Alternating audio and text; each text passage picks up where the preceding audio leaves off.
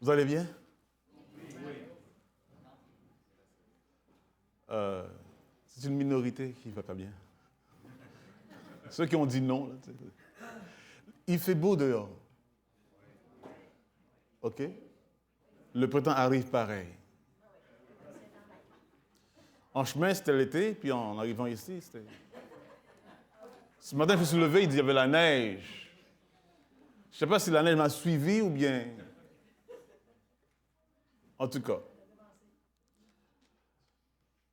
on est content parce que les saisons se suivent et nous rappellent la fidélité de Dieu. Et ça nous rappelle aussi la vanité dans le monde. Parce qu'un de ces jours, on aurait voulu qu'il n'y a pas de neige. Maintenant, les skieurs n'auront pas à skier au ciel, vous comprenez ça? Mais il y en a des gens qui vont peut-être pas apprécier ce qui arrive avant que Jésus revienne. Ce matin, j'aimerais parler de, comme vous voyez le texte, le titre « Pourcentage de piété ». Tout d'abord, j'aimerais dire ceci. Quand les enfants, on va les inscrire dans une école, la note pour entrer à l'école n'est pas la même pour sortir de l'école. Parce que si vous sortez de l'école avec la même note que vous êtes entré à l'école, tu as échoué. On se comprend? Parce que quand tu rentres à l'école, tu rentres pour devenir meilleur.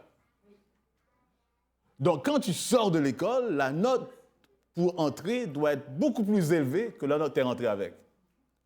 Donc, quand tu rentres à l'école est beaucoup plus clémente. Mais quand tu sors, c'est la même école qui dit « tu vas rester là-dedans parce que la note n'a pas monté. » Bienvenue dans le royaume de Dieu. Nous lisons Osée. Osée chapitre 6, verset 4. Osée chapitre 6, verset 4.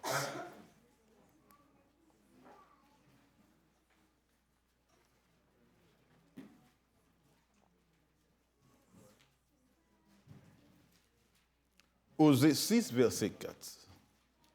Gardez vos Bibles ouvertes parce qu'on va y aller plusieurs fois.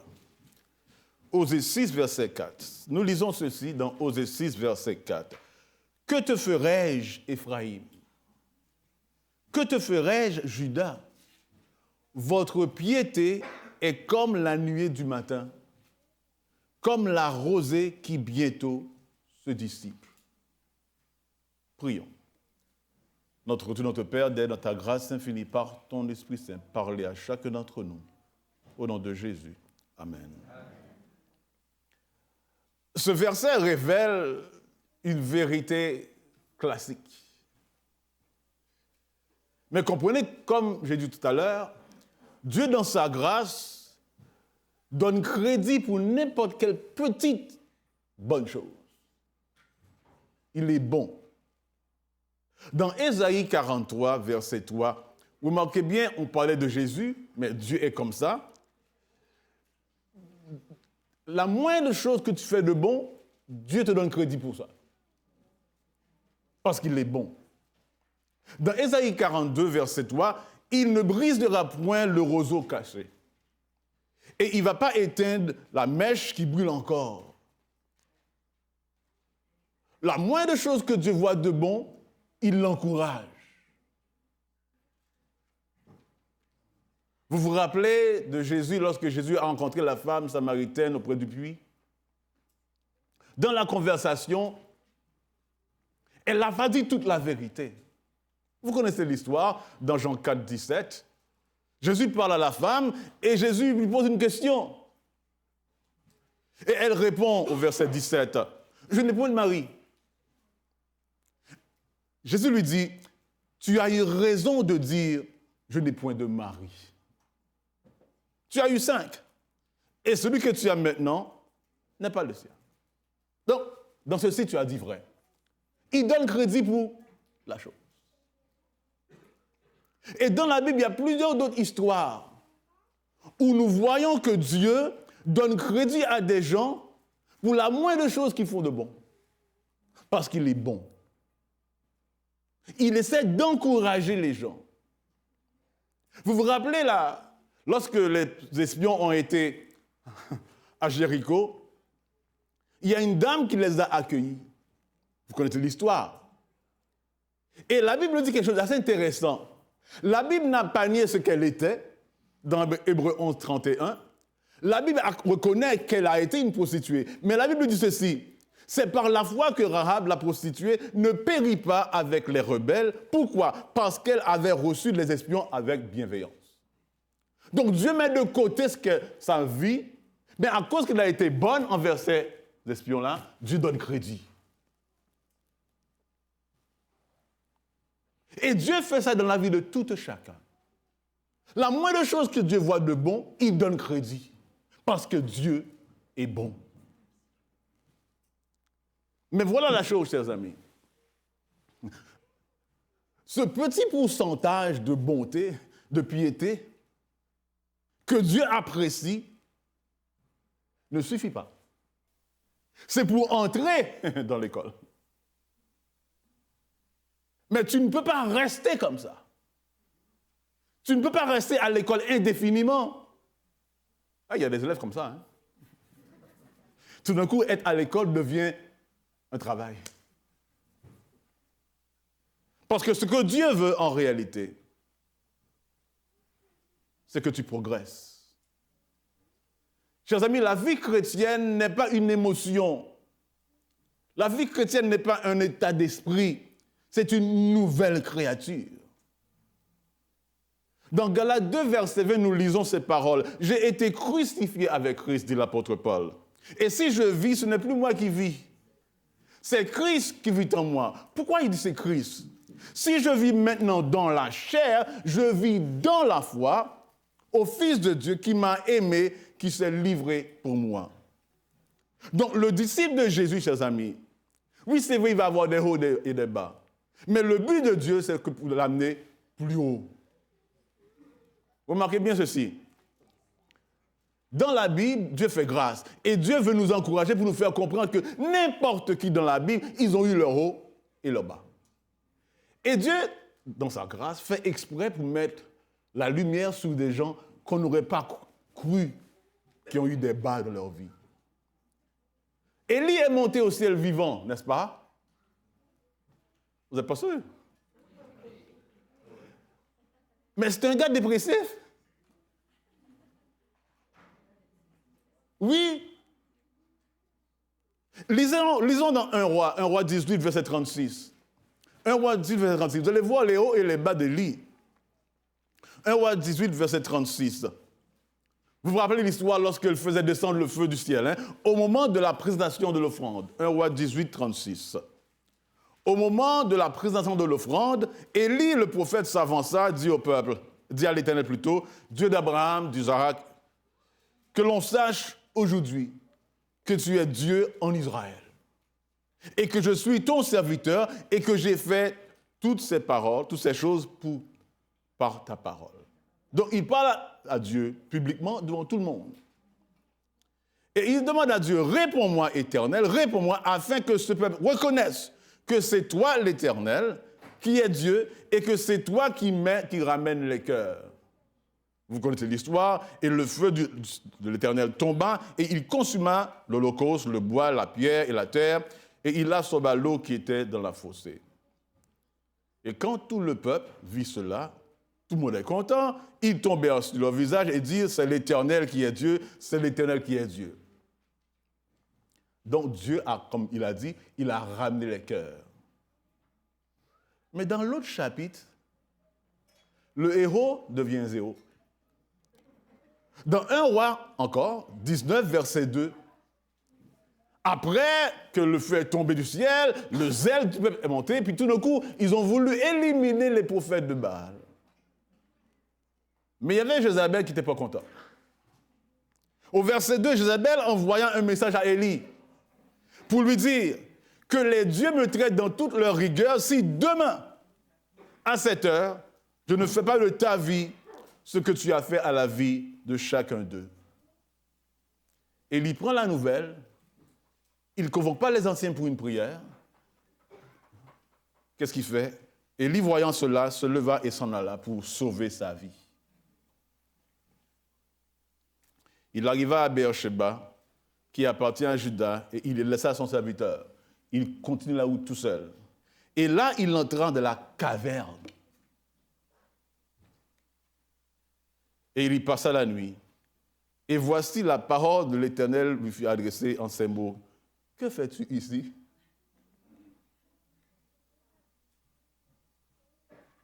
Et remarquez bien la réaction d'Élie. Et chacun d'entre nous, on peut voir qu'on a vécu ces situations-là. Parce que quand tu as peur, tu ne vois pas la réalité correctement. Écoutez bien la réponse d'Élie. J'ai déployé mon zèle pour l'Éternel. Il parle à l'Éternel. Le Dieu des armées, car les enfants d'Israël ont abandonné l'alliance, ils ont renversé tes autels, ils ont tué par l'épée tes prophètes, je suis resté moi seul. Et pourtant, quelques chapitres plus haut, Dieu lui avait déjà dit qu'il n'est pas seul. Et il cherchait, pluriel, une personne lui a parlé, mais tout d'un coup, c'est toute la foule qui cherche à m'ôter la vie. Quand on a peur, la moustique devient un lion. Parce qu'on se sent plus petit. Comprenez bien ce que je dis. Et pourtant, plus tard, c'est lui qui va monter au ciel vivant. Donc, le fait d'être appelé prophète de Dieu ne veut pas dire qu'on va voler, qu'on n'aura pas les bas de la vie. On a nos moments. Mais remarquez bien, même dans nos cavernes, Dieu vient à nous. Oui. Dans le moment de ténèbres, il vient à nous pour nous apporter la lumière.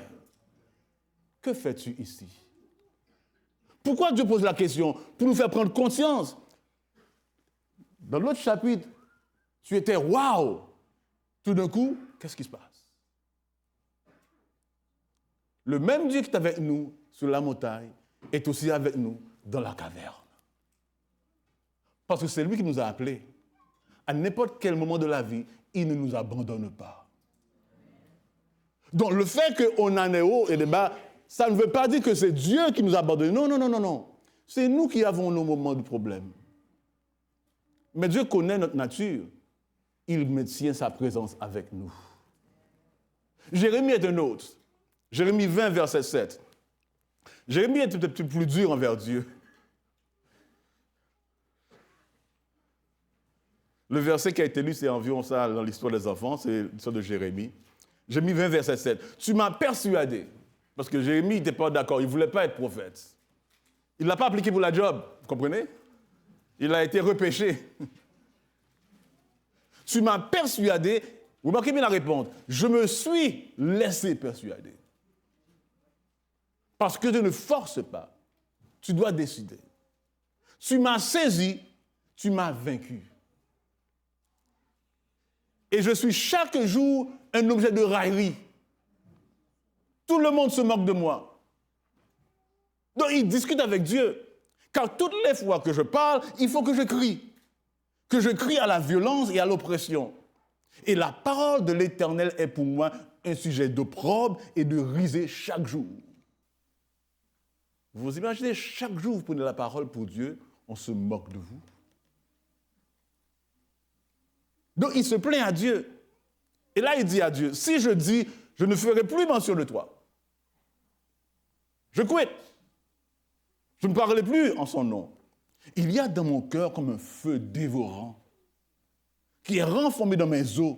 Je m'efforce de le contenir, je ne puis pas. Parce que le zèle que Dieu met en lui ne peut pas le laisser tranquille. Rappelez-vous de ceci, on va y revenir. Chers amis, en dépit de hauts et des bas de la vie, ce que Dieu veut pour nous, c'est une stabilité spirituelle. Une stabilité spirituelle. Et on ne peut pas l'atteindre tout seul. Maintenant, il y a un verset, il y a un chapitre dans la Bible, dans les psaumes, qui est un défi pour chacun d'entre nous. Je dis un défi parce que des fois, quand on se sent tellement proche de Dieu, on se croit dans le ciel. Et puis quand tu lis un verset de la Bible, tu dis, ah bon, je ne suis pas encore là, mais en tout cas, je m'efforce. Avez-vous déjà lu Psaume 15? Psaume 15 peut vraiment nous humilier. Avez-vous déjà lu Psaume 15? Ô Éternel, qui séjournera dans ta tente? Le verset premier, il y a deux verbes qui sont importants. Qui va séjourner dans ta tente? Vous comprenez les deux mots. Un séjour, c'est temporaire, n'est-ce pas? Et une tente aussi est temporaire. Mais l'autre question, qui va demeurer sur ta montagne? Donc, demeurer, c'est permanent, et montagne, c'est solide. Et le verset 2 va répondre, à partir du verset 2. Et là, tout d'un coup, on commence à voir que les critères, à chaque fois qu'il va énumérer les critères, on devient de plus en plus disqualifié. Celui qui marche dans l'intégrité, aïe aïe. Parce que le mot intégrité veut dire, tu ne bouges pas. Tu es tout entier à Dieu. Il n'y a pas un morceau, une partie de toi qui n'est pas avec Dieu. Oups. Qui pratique la justice. L'idée de pratiquer, c'est tout le temps. Qui dit la vérité selon son cœur.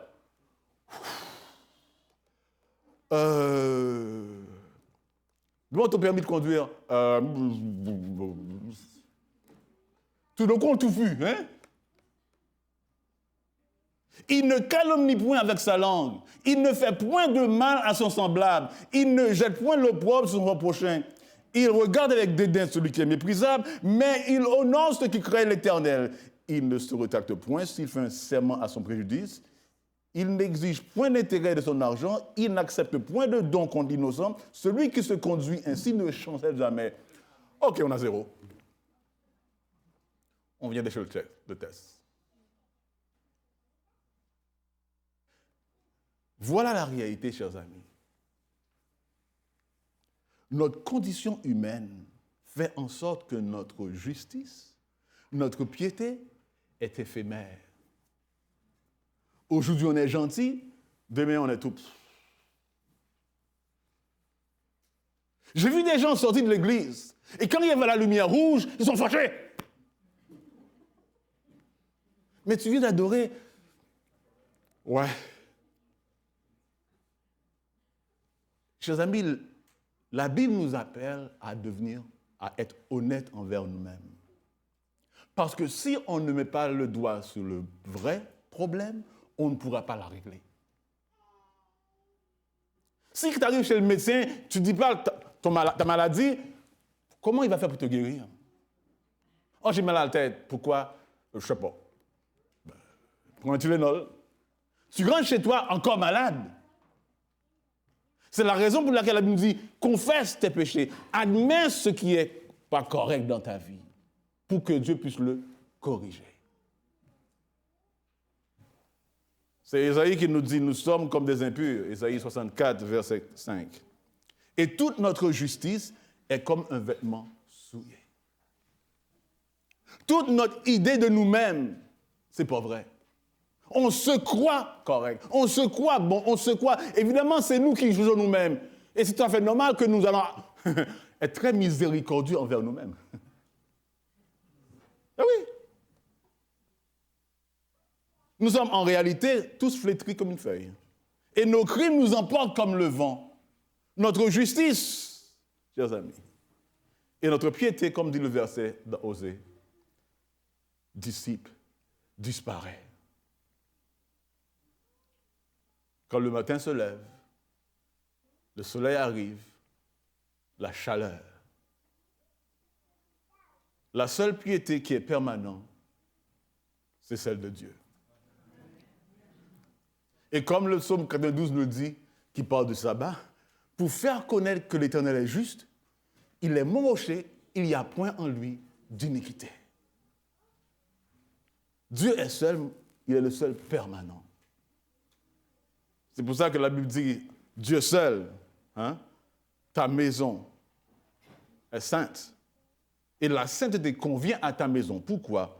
Parce que tu es bon pendant l'éternité. Maintenant, chers amis, ceci étant dit, on a un problème. Parce que pour demeurer avec Dieu, il faut avoir 100%. Vous comprenez bien, chers amis, il n'y a pas de 99% qui rentrent au ciel. On a un problème. Mais on a lu un verset tout à l'heure qui est important. La parole s'est faite chair. Parce qu'en Jésus-Christ, la bonté de Dieu s'est manifestée. Et cette bonté s'est manifestée en la chair. Elle a habité parmi nous dans Jean 1,14. Pleine de grâce et de vérité. C'est important de voir la nuance.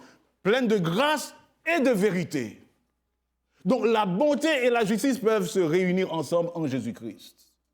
Et nous avons contemplé sa gloire, une gloire comme la gloire du Fils unique venu du Père. Et Dieu l'a envoyé vers nous comme un cadeau. Le mot cadeau est très important. Parce que dans 1 Corinthiens, 1er verset 30, nous lisons ces paroles. Or, c'est par lui que vous êtes en Jésus-Christ, lequel de par Dieu a été fait pour nous sagesse, justice, sanctification et rédemption. Ça, Jésus est pour nous sagesse, il est pour nous justice, il est pour nous sanctification et rédemption. Afin que, comme il est écrit dans verset 31, dans 1 Corinthiens 31, que celui qui se glorifie. Donc, si tu veux te vanter, qu'il se glorifie dans le Seigneur. Parce que c'est en lui que tu reçois ton 100%. Parce que c'est lui qui a 100%. C'est pas toi. Il te donne ton bulletin avec 100%, mais c'est lui qui a passé l'examen pour toi. Voilà la différence, par contre. C'est que Dieu, dans sa grâce, donne le bulletin au début pour te faire entrer à l'école. Et il te dit, arrange-toi pour qu'à la fin, ça soit vrai. Vous comprenez l'histoire? Vous remarquez bien, chers amis. Dieu nous donne Jésus-Christ comme cadeau. Mais vous remarquez bien dans Jean 15, verset 4, comment l'école fonctionne. Demeurez en moi et je demeurerai en vous. Il faut que chaque jour, tu sois présent dans l'école de Jésus-Christ afin qu'il puisse te mouler, te transformer pour que tu deviennes exactement à l'image de son Fils. Vous remarquez bien, comme le sarment ne peut de lui-même porter de fruits, s'il ne demeure attaché au cep, ainsi vous ne pouvez non plus si vous ne demeurez en moi. Je suis le cep, vous êtes les sarments. Celui qui demeure en moi et en qui je demeure porte beaucoup. Pas un, pas deux, beaucoup. Car sans moi, vous ne pouvez, donc même pas un fruit. Donc il ne faut pas prétendre qu'on connaît Jésus. On n'a pas besoin de le dire. On va le voir. On va voir les fruits. On va voir les fruits. Vous marquez bien verset 6. Si quelqu'un ne demeure pas en moi, il est quoi? Il est jeté dehors. Comme le sarment, il sèche. Puis on le ramasse, le sarment, et on le jette au feu, et il brûle. Chers amis, vous remarquez bien. La qualité de la relation avec Jésus-Christ détermine le pourcentage de piété. le plus qu'on est collé, le plus qu'on frotte avec lui, on commence à sentir son odeur. On commence à parler comme lui. On commence à se comporter comme lui. On commence à être comme lui. Et tout d'un coup, on commence à voir qu'on a été avec lui. Demeurez. L'intimité que vous avez avec Christ va déterminer les fruits qui vont sortir de votre vie. La Bible dit, on avait appelé Jésus-Christ l'Éternel, notre justice. C'est exactement ça. Lorsqu'on se cache en Dieu, Dieu est en train de nous mouler. Il est en train de nous transformer, de nous rendre à l'image de son Fils Jésus-Christ. Dieu est notre justice.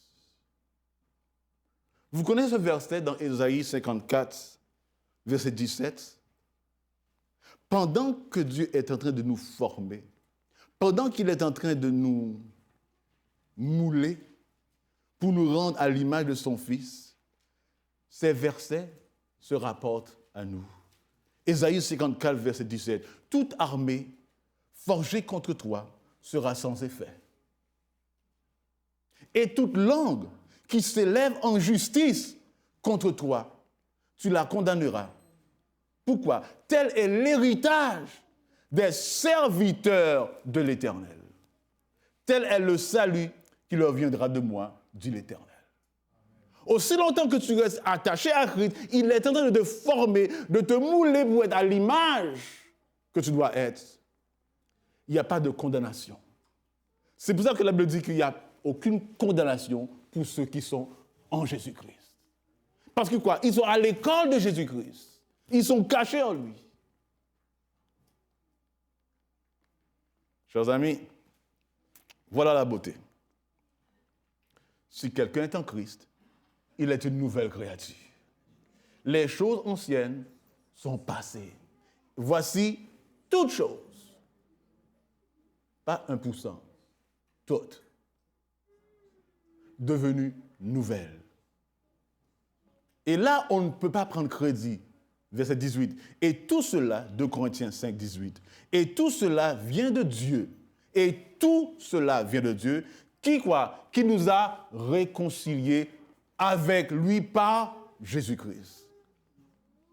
Ce qui est intéressant, une fois que Dieu t'a réconcilié avec lui, il te donne la job d'aller réconcilier d'autres avec Dieu. Pourquoi? Eh bien, si tu n'as pas goûté au gâteau, tu ne sais pas comment ça goûte. Si toi-même, tu ne connais pas la miséricorde de Dieu, tu ne pourras pas t'exprimer comment Dieu est bon.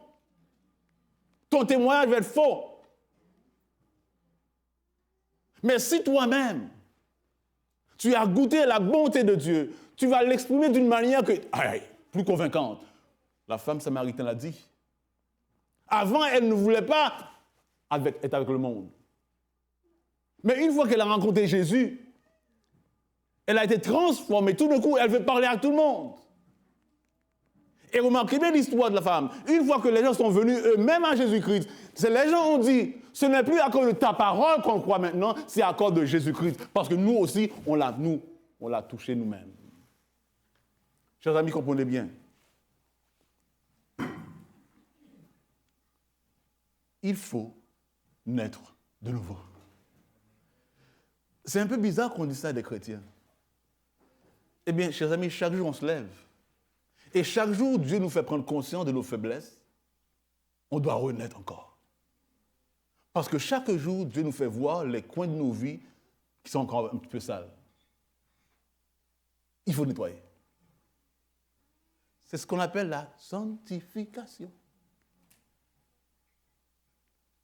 Mais au moment même où on commence la démarche, Dieu a commencé sa création. Dans Éphésiens 2:10, il faut que je me dépêche, car nous sommes son ouvrage, ayant été créés en Jésus-Christ pour de bonnes œuvres, que Dieu a préparées d'avance, afin que nous les pratiquions. Chers amis, on arrive à un verset qui est intéressant. Qu'est-ce qui se passe quand on rentre à l'école de Dieu? 2 Pierre 1er, verset 1er. On commence à verset 1er. Simon Pierre, serviteur et apôtre de Jésus-Christ. 2 Pierre 1er, verset 1er.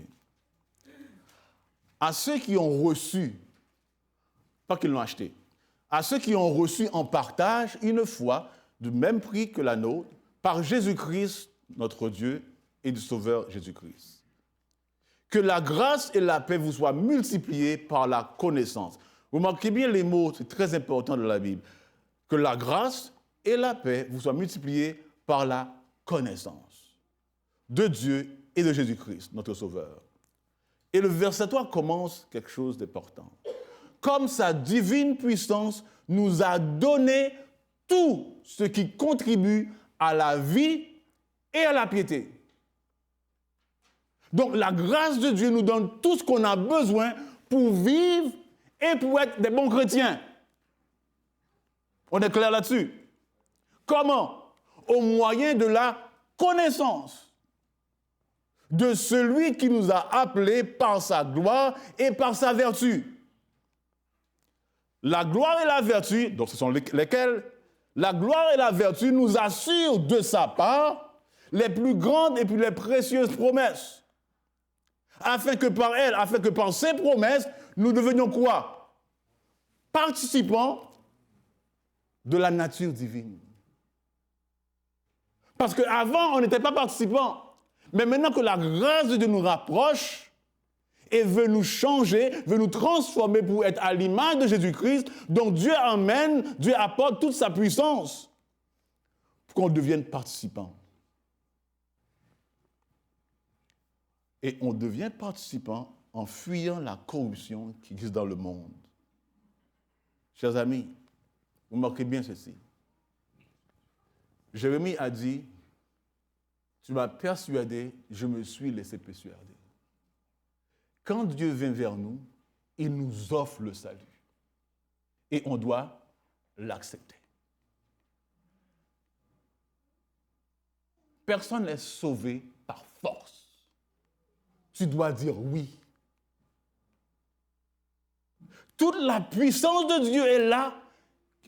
Il te donne tout. Dieu donne tout. Mais par contre, tu fais quoi avec? Verset 5.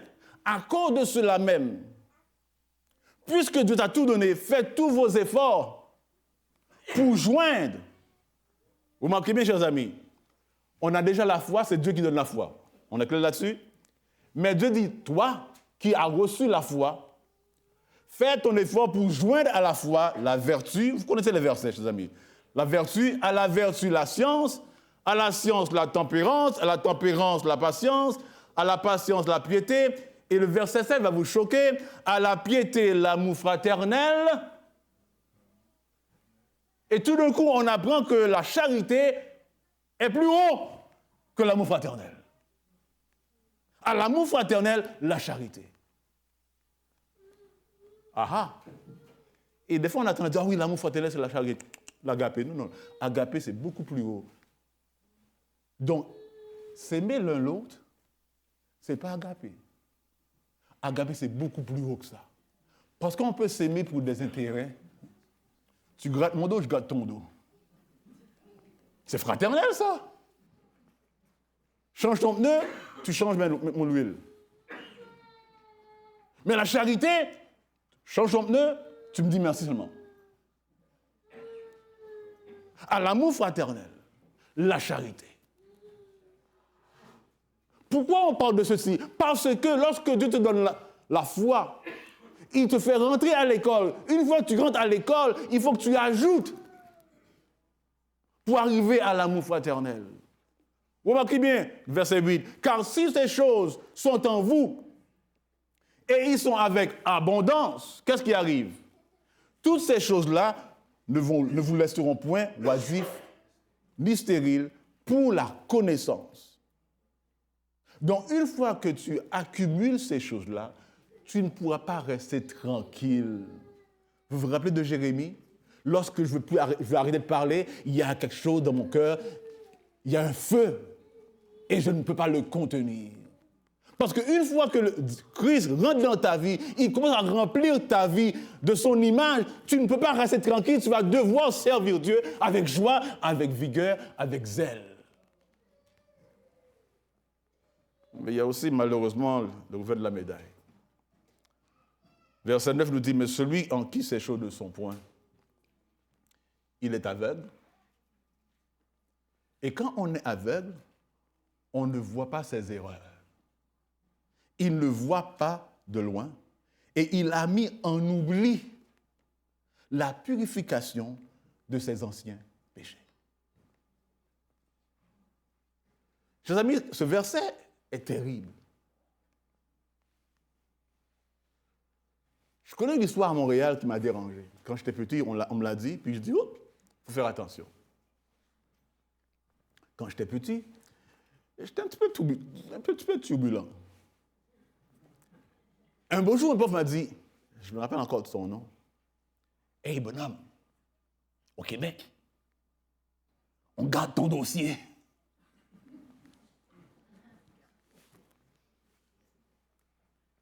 Je dis, aïe, aïe. Et là, il me rappelle une histoire que peut-être vous connaissez. Il y avait un certain monsieur qui avait appliqué pour devenir juge. Vous connaissez l'histoire. Et puis un beau jour, on a sorti une histoire. Quand il était jeune, il avait peinturé sur les murs le signe de Hitler. On a sorti ça et on lui a refusé la job.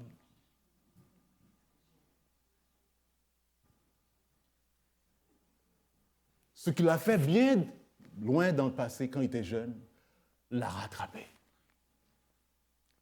Quand tu viens à Dieu et que tu es sincère, Dieu te rappelle toutes les saletés de ta vie. Pourquoi? Pas pour t'humilier, mais pour que tu puisses les confesser afin qu'il puisse les nettoyer. Parce que quand tu arrives devant le juge n'est plus un juge, mais c'est ton ami. Parce que le Seigneur qui t'a nettoyé, c'est le même qui va te laisser entrer. Mais si tu l'as dit, oh, je suis correct. Quand tu arrives, dis, écoute, bonhomme, il y a ça. Donc, Jésus donne un exemple très simple. Il dit, quand tu as un problème avec quelqu'un, avant que tu arrives devant le juge, arrange-toi avec lui. Pendant que tu as encore le temps, arrange-toi avec le Seigneur quand il est encore sauveur. Parce que plus tard, il ne sera plus sauveur, il sera juge. Donc maintenant, nous avons le moment, le temps, le privilège, l'opportunité de faire la paix avec Dieu. Arrange-toi maintenant. Pendant que tu es à l'école, accumule les vertus de Jésus-Christ. Parce qu'à la fin de l'année, ton prof, celui qui va dire « non, ça c'est faux », le même prof qui t'a aidé à faire le devoir, c'est le même prof qui va corriger ton examen. Il n'y a rien de nouveau sous le soleil. Et tout d'un coup, celle qui t'a souri est fâchée. Mais pas fâchée à cause qu'elle est méchante, mais à cause que tu n'as pas fait. Dieu n'est jamais responsable parce qu'il est toujours là. Chers amis, Dieu nous envoie l'Esprit. Chaque jour, Dieu nous invite à prier. Chaque jour, il est là. Chaque jour, à n'importe quel moment, Dieu est là par son Esprit pour nous soutenir. Mais si tu refuses, ben là, il a tout fait. Donc aujourd'hui, je vous invite, sans prétention, allons à Dieu pour lui ouvrir notre cœur afin qu'il puisse le nettoyer. On n'a pas besoin d'avoir honte. On est tout seul dans la caverne avec lui. Personne d'autre nous regarde. Lui seul est là avec nous. Il regarde ce qu'on a fait et il nous dit, ça c'est sale, ça c'est sale. Ne dis pas c'est pas vrai. Il le sait que c'est vrai. Avoue-le. Et une fois que tu l'avoues, il dit, OK, on va nettoyer. Voilà qu'est-ce qu'il faut faire. Voilà qu'est-ce qu'il faut faire. Et pendant que tu marches avec lui, de jour en jour, nous dit la Bible, de gloire en gloire, on est transformé par l'Esprit. Chers amis, c'est ça l'invitation de Dieu. Alors, j'aimerais vous inviter à lire ensemble et que chacun le lit pour soi-même. Le psaume 51, ce n'est pas pour David, c'est pour chacun. C'est pour chacun. Et quand vous le lisez, pensez à vous-même, pas à quelqu'un d'autre. Ne dites pas que quelqu'un d'autre a besoin. Non, c'est vous, j'ai besoin. Parce que c'est moi qui viens devant mon Sauveur. Et nous commençons au verset 12, dans le psaume 51. Ô Dieu, crée en moi un cœur pur. Renouvelle en moi un esprit bien disposé. Ne me rejette pas loin de ta face. Ne me retire pas ton Esprit Saint. Rends-moi la joie de ton salut et qu'un esprit de bonne volonté me soutienne. Amen.